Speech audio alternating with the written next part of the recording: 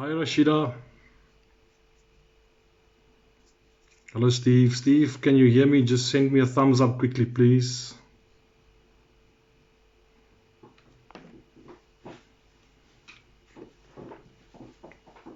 Hello Rina. Hi Denise.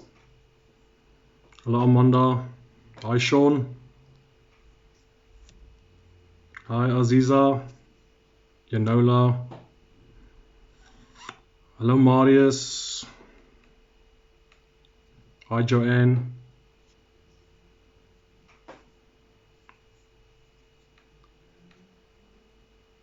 Hi Rosie. Hi Beverly. Okay, thanks Steve. Yeah guys, as always, we're just gonna give it a few minutes before we start, 2 or 3 minutes, so that we can just give everybody enough time to join, because I don't want them to miss out on anything that's being said tonight. So just bear with me for a minute or two. I'll appreciate it. Thanks. Hi Tracy. Hi Yvonne. Hello Milani. Dankie Maureen.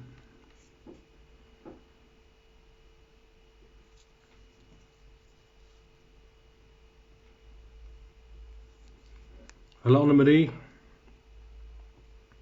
Hi Nadia.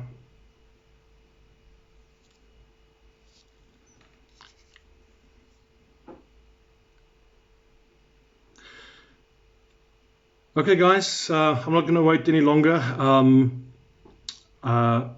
Let's look back on the week or the last couple of weeks, so that we can just start this discussion, just to bring it in line with the topic of the evening.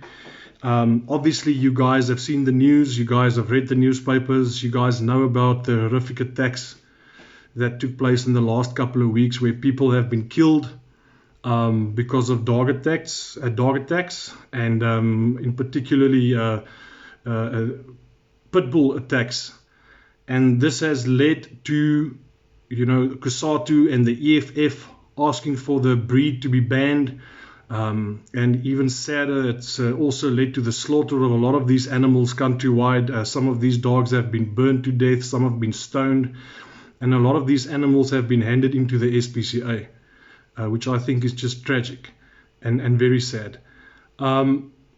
Obviously, our hearts go out to all the families of the victims that died because of these dog attacks.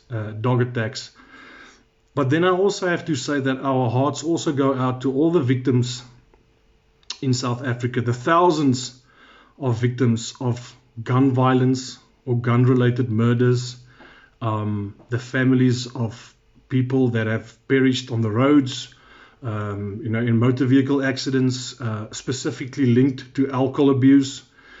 And then obviously also people that have been victims of domestic violence and violence in general, also because of alcohol abuse. So to ask for the banning of a breed, of this specific dog breed, we might as well ban alcohol, we might as well ban guns and gun ownership, and we might as well ban motor vehicles for that matter, and take away people's licenses, because the three that I just mentioned has led to hundreds of thousands of deaths, and continue to cause hundreds of thousands of deaths each year. In all these instances that I just mentioned, all these horrific acts and tragedies, the common denominator are human beings. And more specifically, the actions of people, whether through negligence, incompetence, irresponsibility, bad decisions or choices, or criminal behavior. So to stop all these deaths from happening and to solve all these problems or issues, one would have to, I think the main remedy would be to change the behavior of people, or to change human behavior. And I think we all know that's never going to happen. That's impossible in my opinion. That's easier said than done. So what else is left for us to do to make sure that these things stop from happening in future. And these things are actually escalating every year. So if we can't change human behavior, then what are we going to do about it? Well, there are proposals.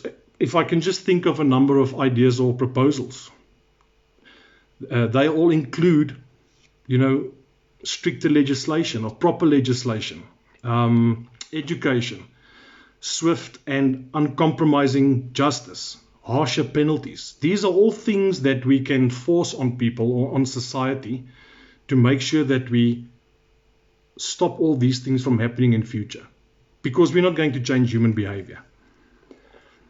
I think probably the worst form of human depravity that exists is cruelty towards and violence against those that are defenseless and vulnerable, including women, children, and animals.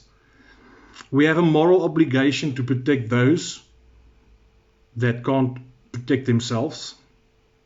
And the UIM will always support organizations and entities that do just that. Entities or organizations or people that fight for the protection of all those that I just mentioned. We will always support it. We will always support it. In saying that, tonight's discussion is it's a sensitive topic for a lot of people.